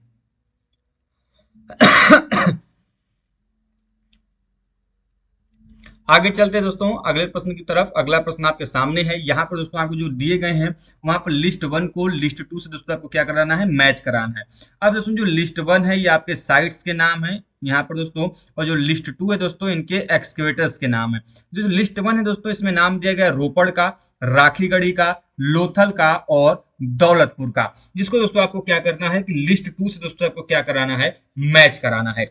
अब देखिए दोस्तों है बहुत सिंपल सा और साधारण सा प्रश्न, लेकिन इसका सही आंसर क्या होगा दोस्तों ये आपको क्या करना है, बताना है। इसका सही आंसर की यदि हम दोस्तों चर्चा करते हैं क्वेश्चन नंबर 32 की, तो दोस्तों इसका सही आंसर होगा ऑप्शन नंबर ए, अर्थात दोस्तों जो रोपर आर्कियोलॉजिकल साइट है ये एक्सकेवेट किया गया था YD शर्मा के द्वारा। वहीं पर दोस्तों यदि हम बात करते हैं राखीगढ़ी आर्कियोलॉजिकल साइट की, तो जो राखीगढ़ी आर्कियोलॉजिकल साइट है ये एक्सकेवेट किया गया था दोस्तों आपके अमरिंदर नाथ के द्वारा। लोथल आर्कियोलॉजिकल साइट की बात करते हैं दोस्तों तो SR राव द्वारा एक्सकेवेट किया गया था। वहीं पर दोस्तों आपका जो दौलतपुर आर्कियोलॉजिकल साइट है ये एक्सकेवेट किया गया था UV सिंह के द्वारा। अब एक चीज आप लोग दोस्तों जरूर ध्यान में रखें, ये दोस्तों जो आपके आर्कियोलॉजिकल साइट के मैं एक्सकेवेटर्स के नाम बता रहा हूं दोस्तों, जितने भी हमने आर्कियोलॉजिकल साइट्स और उनके एक्सकेवेटर के नाम बताए हैं हमने दोस्तों उनको अलग से एक वीडियो के माध्यम से डिस्कस किया है। आप चाहें तो दोस्तों एक ही वीडियो के माध्यम से सभी आर्कियोलॉजिकल साइट्स और उनके एक्सकेवेटर को एक स्थान पे पढ़ सकते हैं। अब दोस्तों आपने लोथल के जो आर्कियोलॉजिकल साइट्स के एक्सकेवेटर का नाम SR राव पढ़ा दोस्तों, आप एक चीज यहाँ पर जरूर मेंशन करें और ध्यान रखें कि SR राव दोस्तों ये वही आपके आर्कियोलॉजिस्ट हैं जिनको दोस्तों जिन्होंने भारत में मरीन आर्कियोलॉजी है दोस्तों, जिसको हम लोग बोलते हैं समुद्री पुरातत्व, इसके जनक के रूप में जाने जाते हैं। आपके एग्जाम में प्रश्न पूछा जाता है who is the known as father of Indian marine archaeology, अर्थात भारतीय समुद्री पुरातत्व के जनक के रूप में कौन जाने जाते हैं दोस्तों, तो ये आपको जो SR राव है इनको दोस्तों हम लोग भारतीय समुद्री पुरातत्व के जनक के रूप में जानते हैं। तो ये सभी जो फैक्ट्स हैं दोस्तों उनको जरूर आप लोग ध्यान में रखें, और दोस्तों कोई भी कंफ्यूजन हो तो प्लीज हमें बताते हुए चलें। आगे चलते दोस्तों अगले प्रश्न की तरफ। उम्मीद करते हैं कि आपको जो चीजें हैं वो समझ में आ गई होंगी। यदि दोस्तों आपको फिर भी कोई कंफ्यूजन हो तो हमें कमेंट बॉक्स के माध्यम से जरूर बताएं। अगला दोस्तों आपके सामने प्रश्न है क्वेश्चन नंबर 34। दोस्तों जो लिस्ट वन है इसमें आपको आइटम्स के नाम दिए गए दोस्तों, जिसको क्या आपको क्या करना है कि उनको लिस्ट टू के जो कल्चर्स हैं उनसे आपको मिलाना है, मैच कराना है। अर्थात दोस्तों लिस्ट वन में आपको संबंधित कुछ अवशेषों के नाम दिए गए हैं और ये किस कल्चर से पाए जाते हैं उनको आपको बताना है। सबसे पहले दोस्तों जो दिया गया है वो दिया गया है अब्सेंस ऑफ टेराकोटा विल्स। मतलब कि दोस्तों जो अब्सेंस ऑफ टेराकोटा विल्स है ये किस काल की विशेषता है दोस्तों, तो ये चलकोलिथिक के जब गंगा प्लेन में दोस्तों ये उससे एसोसिएट करते हैं। जबकि यदि हम बात करते हैं दोस्तों आपके सॉलिड विल्स की, अर्थात दोस्तों आपके ऐसे चक्के जो कि सॉलिड हो, इनके जो प्रमाण दोस्तों हमको प्राप्त होते हैं अर्ली एनबीपीडब्ल्यू लेवल से, वहीं पर व्हील्स विद इम्प्रेस्ड स्पोक्स, मतलब कि दोस्तों आपके जो अर्ली व्हील्स हैं दोस्तों, जो कि इम्प्रेस्ड स्पोक्स के साथ मिलकर दोस्तों इनके जो परमाणु को प्राप्त होते हैं वो प्राप्त होते हैं आपके मिडिल एनबीपीडब्ल्यू लेवल से, जबकि दोस्तों जो स्पोक्ड व्हील्स हैं ये हमको प्राप्त होते हैं लेट एनबीपीडब्ल्यू लेवल से। इस वजह से दोस्तों इसका ऑप्शन में जो ए होगा वो क्या हो जाएगा, सही हो जाएगा। आगे चलते दोस्तों अगले प्रश्न की तरफ। तब तक दोस्तों जल्दी से एक बार वीडियो को लाइक कर दीजिए, चैनल पर नए हैं दोस्तों तो चैनल को सब्सक्राइब भी आप जरूर करें। अगला प्रश्न दोस्तों आपके सामने है। प्रश्न ये पूछा जा रहा है दोस्तों आपसे कि match the site of list one with the list two. अब देखिए भाई दोस्तों यहाँ पर जो लिस्ट वन है यहाँ पर आपके साइट्स के नाम दिए गए हैं, वहीं पर लिस्ट टू जो है दोस्तों वहां पर आपके एक्सकेवेटर के नाम दिए गए हैं, जिनको क्या करना है दोस्तों आपको मैच कराना है। दोस्तों सबसे पहले दोस्तों आपको ये जान लेना चाहिए कि जो नौदा टोली आर्कियोलॉजिकल साइट है ये किसके द्वारा एक्सकेवेट की गई थी दोस्तों। तो नौदा टोली आर्कियोलॉजिकल साइट एक्सकेवेट की गई थी आपके HD सांकलिया के द्वारा। वहीं पर दोस्तों हम बात करते हैं एरन आर्कियोलॉजिकल साइट की, तो एरन आर्कियोलॉजिकल साइट दोस्तों एक्सकेवेट की गई थी KD वाजपेयी के द्वारा। आहार आर्कियोलॉजिकल साइट की बात करते हैं दोस्तों, तो जो आहार आर्कियोलॉजिकल साइट है ये एक्सकेवेट की गई थी दोस्तों आपके RC अग्रवाल के द्वारा। बचा दोस्तों आपका जो प्रकाश आर्कियोलॉजिकल साइट है ये एक्सकेवेट की गई थी BK थापर के द्वारा। इस वजह से दोस्तों इसका ऑप्शन नंबर जो ए है वो क्या हो जाएगा, सही हो जाएगा।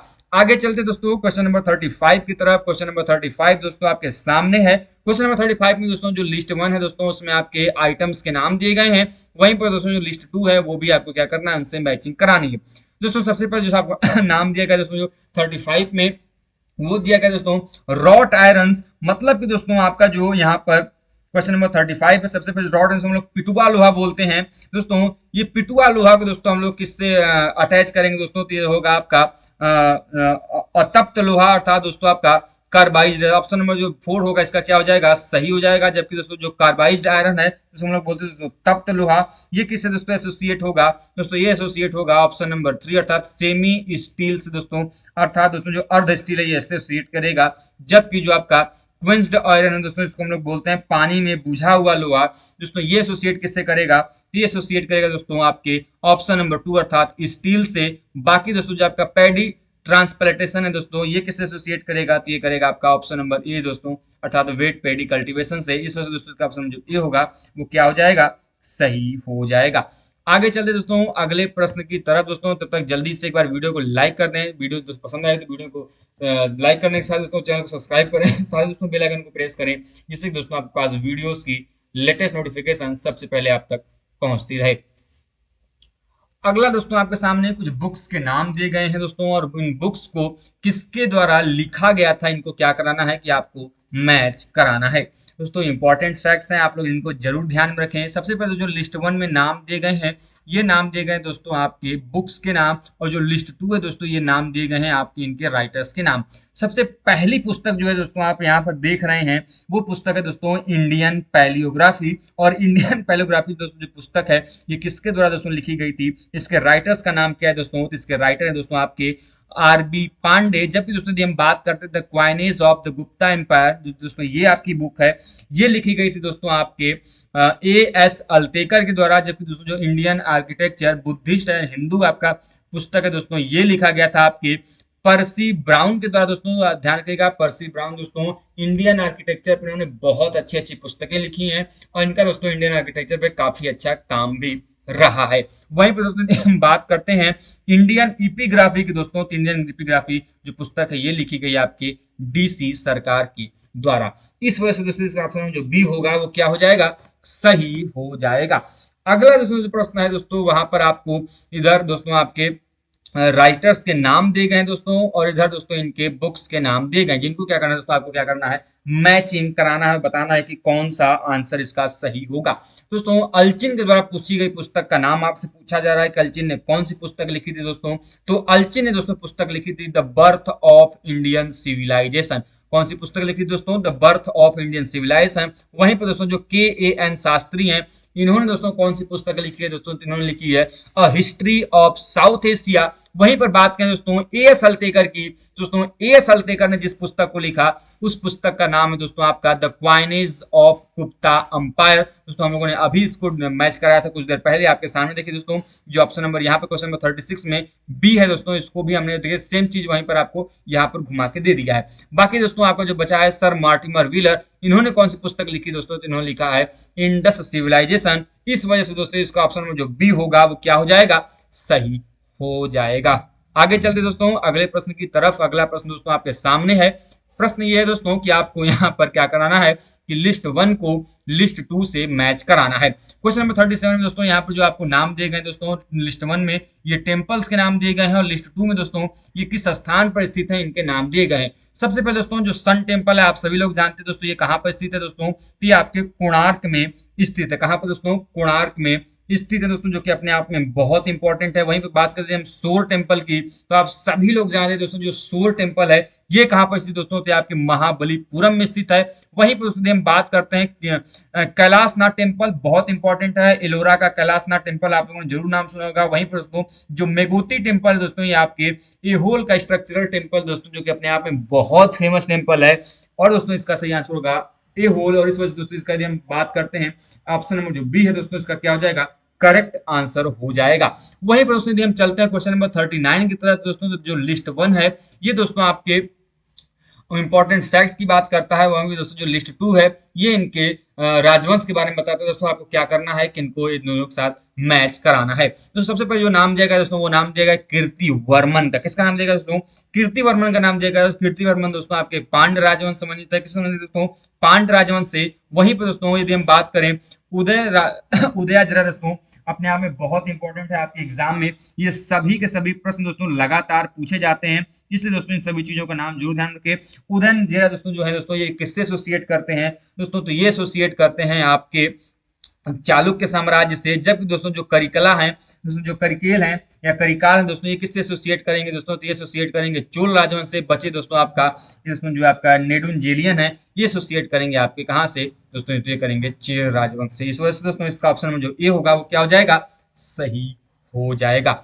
आगे चलते दोस्तों अगले प्रश्न की तरफ। तब तक दोस्तों जल्दी से एक बार वीडियो को लाइक कर दीजिए। चैनल पर नए हो दोस्तों तो चैनल को सब्सक्राइब भी जरूर कर दीजिए। उम्मीद करते हैं दोस्तों आपको जो फैक्ट्स हैं आप लोगों को समझ में आ रहे होंगे, कोई कंफ्यूजन नहीं होगा। कोई कंफ्यूजन है दोस्तों तो वीडियो को कमेंट बॉक्स के माध्यम से हमें जरूर बताएं और दोस्तों हम आपको वहां पर मिलकर बाकी चीजों को जरूर डिस्कस करेंगे। दोस्तों यहाँ पर अब आपके जो प्रश्न है वो असर्शंस एंड रीजंस के दिए गए हैं, जिसमें असर्शंस आपको दिया गया है दोस्तों कि cognitive archaeology studies the mind of pre historic man. मतलब कि दोस्तों यहाँ पर यह बताया गया है कि जो कॉग्निटिव आर्कियोलॉजी है दोस्तों, अर्थात कि दोस्तों जो संज्ञानात्मक पुरातत्व है ये प्रागैतिहासिक मानव के जो मन है, जो मस्तिष्क है, ये उनका अध्ययन करता है। कौन दोस्तों? कॉग्निटिव आर्कियोलॉजी अर्थात संज्ञानात्मक पुरातत्व।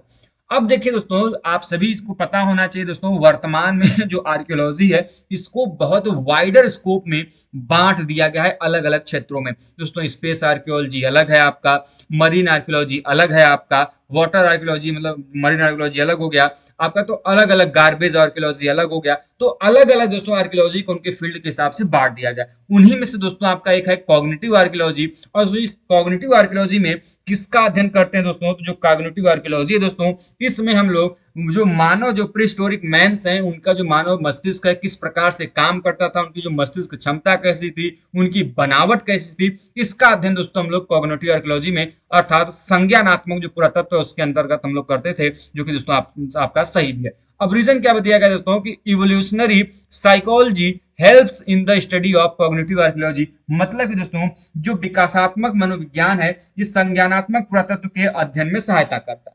अब दोस्तों जब आप देखेंगे कि समय के साथ जैसे जैसे इवोल्यूशन हो रहा है तो उनकी जो साइकोलॉजी है वो क्या कर रहा है, उनमें भी विकास हो रहा है, इनमें भी परिवर्तन हो रहा है। और जो ये इवोल्यूशनरी साइकोलॉजी है ये इस कॉग्निटिव आर्कियोलॉजी में क्या करती है दोस्तों? वो हेल्प करती है, जिसकी वजह से दोस्तों जो है कि हम लोग जो है प्री हिस्टोरिक मैंस है उनके जो माइंड है उनको हम लोग पढ़ सकते हैं, उनके बारे में जानकारी प्राप्त कर सकते हैं। इस वजह से इसका ऑप्शन में जो रीजन है वो भी सही है। और दोस्तों इस वजह से इसका ऑप्शन में जो सी अर्थात बोथ ए एंड आर जो है क्या है? सही। आगे चलते हैं। क्वेश्चन नंबर 43 दिया गया कि Malwa culture could not produce urban centres. मतलब कि दोस्तों यहाँ पे प्रश्न ये दिया गया है दोस्तों आपसे कि प्रश्न ये बहुत साधारण सा प्रश्न पूछा जा रहा है, जो कि आपको ध्यान में रखना होगा कि दोस्तों ऐसे एग्जाम में लगातार प्रश्न पूछे जाते हैं। तो ये जो मालवा कल्चर है, मालवा संस्कृति है, ये शहर विकसित नहीं कर पाई। अब मालवा कल्चर आप लोग जब भी ध्यान रखेंगे तो आपको ध्यान रखिएगा मालवा कल्चर है किस काल का। मालवा कल्चर है दोस्तों आपके चालकुलिथिक पीरियड का, अर्थात ताम्र पाषाण काल का। और आप जानते हैं दोस्तों कि जो ताम्र पाषाण काल है ये आपकी ग्रामीण संस्कृति है, न कि नगरीय संस्कृति है। नगरीय संस्कृति में दोस्तों आपका आता है इंडस वैली सिविलाइजेशन, न कि आपका चालकुलिथिक पीरियड।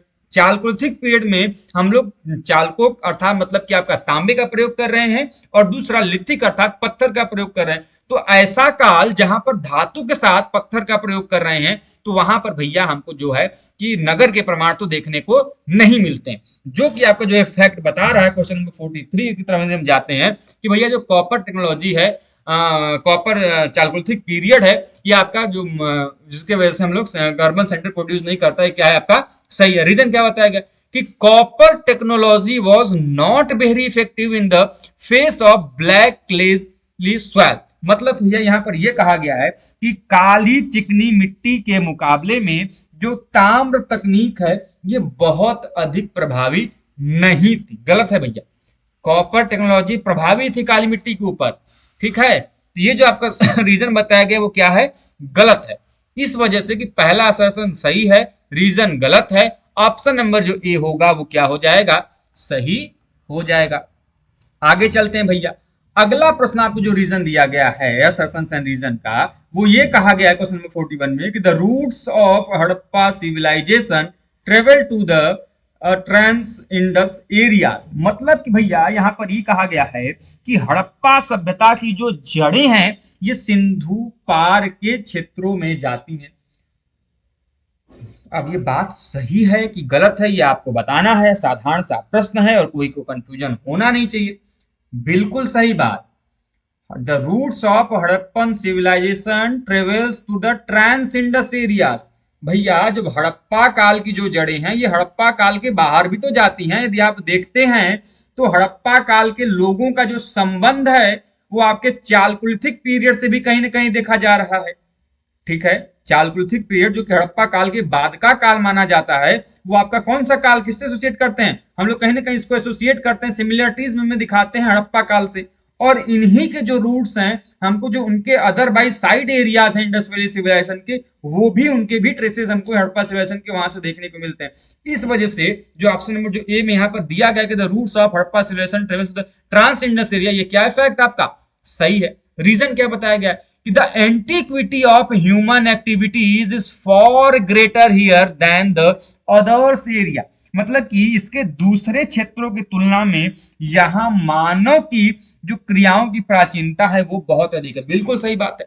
यहाँ पर जो मानव की प्रक्रिया है ये बाकी जो हमको अलग क्षेत्र देखने को मिलते हैं इंडस वैली सिविलाइजेशन में हमको ज्यादा देखने को मिलता है। इस वजह से आपका जो रीजन है वो भी क्या है, सही है। इस वजह से दोस्तों ऑप्शन जो ए है इसका बोथ ए एंड आर जो है वो क्या हो जाएगा, सही हो जाएगा। आगे चलते हैं। क्वेश्चन नंबर 44 में क्या कहा गया है, असर्शन कह रहा है कि copper technology was instrumental in the development of first urbanisation in semi arid areas. मतलब कि भैया जो अर्ध शुष्क क्षेत्र हैं, सेमी एरिड एरियाज को हम लोग क्या बोलते हैं, अर्ध शुष्क क्षेत्र। ये पूरी तरीके से शुष्क नहीं है, ये सेमी एरिड है मतलब अर्ध शुष्क है। तो ऐसे एरिया जो कि अर्ध शुष्क हैं उन क्षेत्रों में प्रथम नगरीकरण में ताम्र तकनीक सहायक थी, यह पूछा जा रहा है। तो जो सेमी एरिड एरिया है वहां पर जब फर्स्ट अर्बनाइजेशन हुआ, प्रथम नगरीकरण का काल हुआ, तो उनमें जो डेवलपमेंट का जो प्रमुख रोल निभाया वो कॉपर टेक्नोलॉजी ने निभाया, ये कहा जा रहा है। अब ये क्या ये फैक्ट सही है या गलत है ये आपको बताना है भैया। ये जो फैक्ट है बिल्कुल सही है। अब अर्ध शुष्क एरिया में भाई जहां पर कॉपर ही मौजूद है, तो कॉपर टेक्नोलॉजी से हम लोग क्या कर रहे हैं, वहां पे चीजों को विकसित कर रहे हैं। जब वहां पर कॉपर का हम लोग उपयोग कर रहे हैं एज ए टूल के रूप में, तो वहां पे सरप्लस प्रोडक्शन हो रहा है। जब सरप्लस प्रोडक्शन हो रहा है तब जाकर उस सेमी एरिड एरियाज में हम लोग अर्बनाइजेशन देखने को मिलता है। इस वजह से इसका ऑप्शन जो आपका असर्शन है वो क्या है, सही है। रीजन क्या बताया गया, the capability of copper tools and the semi arid area was very high। मतलब कि जो अर्ध शुष्क क्षेत्रों में ताम्र तकनीकी की अनुकूलता है वो बहुत अधिक थी। बिल्कुल सही बात है। और जो अर्ध शुष्क एरिया है भाई, तो वहां पर हमको कोई ऐसी तकनीक चाहिए जो कि क्या हो, उनके कैपेबिलिटी में हो, मतलब कि उनके योग्य हो। और ये ताम्र तकनीक थी, जो कॉपर टूल्स थे और आपकी जो कॉपर टेक्नोलॉजी थी वो क्या थी, इनके इक्विवेलेंट थी।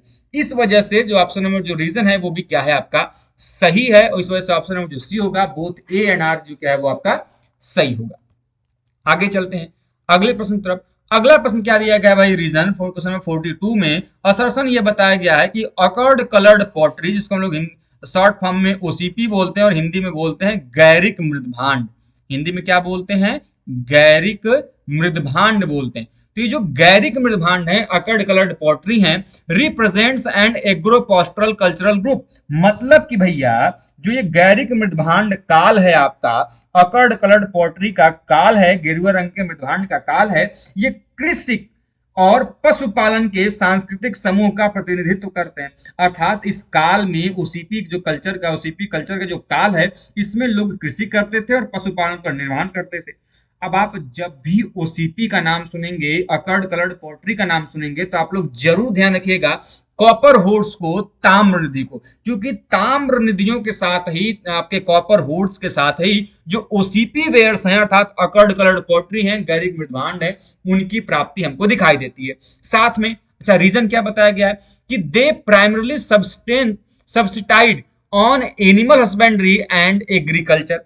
मतलब कि वो जो प्रमुखतः पशुपालन और कृषि पर वो क्या थे, आधारित थे। कौन, गैरिक मृदभांड। यही चर्चा हम लोग अभी कर ही रहे थे। तो भैया इसका सही आंसर क्या हो जाएगा, तो इसका सही आंसर होगा दोस्तों ऑप्शन नंबर सी, अर्थात both A and R is correct. बिल्कुल सही जवाब। चलते हैं अगले प्रश्न की तरफ। अगला प्रश्न जो असर्शन दिया गया है कि the main centre of northern black polished where, northern black polished where को हम लोग क्या बोलते हैं, NBPW बोलते हैं, और हिंदी में बोलते हैं उत्तरी काले पालिशदार मृदभांड।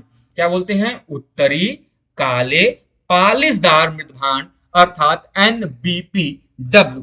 The main centre of NBPW अर्थात northern black polished ware circulation was the middle Ganga plain. मतलब कि जो उत्तरी काले पालिशदार मृदभांड है, इनके जो प्रचलन का, सर्कुलेशन का जो मुख्य एरिया था वो क्या बताया गया है, गंगा प्लेन बताया गया। क्या ये फैक्ट सही है या गलत है, ये आपको बताना है। बिल्कुल सही बात है।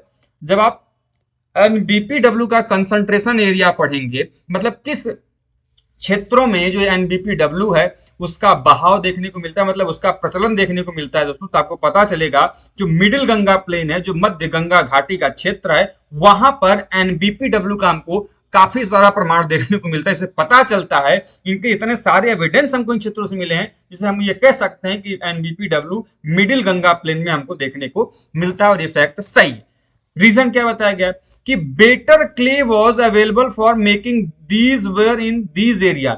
अब आप सभी लोगों को एक चीज मैं बता दूं, आपको जितने भी प्रकार के आपने मृदभांड पढ़े, हमने आपको कई सारे मृदभांडों के प्रकार बताए, उनमें से आप लोग, जैसे कि आप लोगों ने, मैंने बीआरडब्ल्यू का नाम लिया, पीजीडब्ल्यू का नाम लिया, ओसीपी का नाम लिया, आरडब्ल्यू का नाम लिया, बीएसडब्ल्यू का नाम लिया।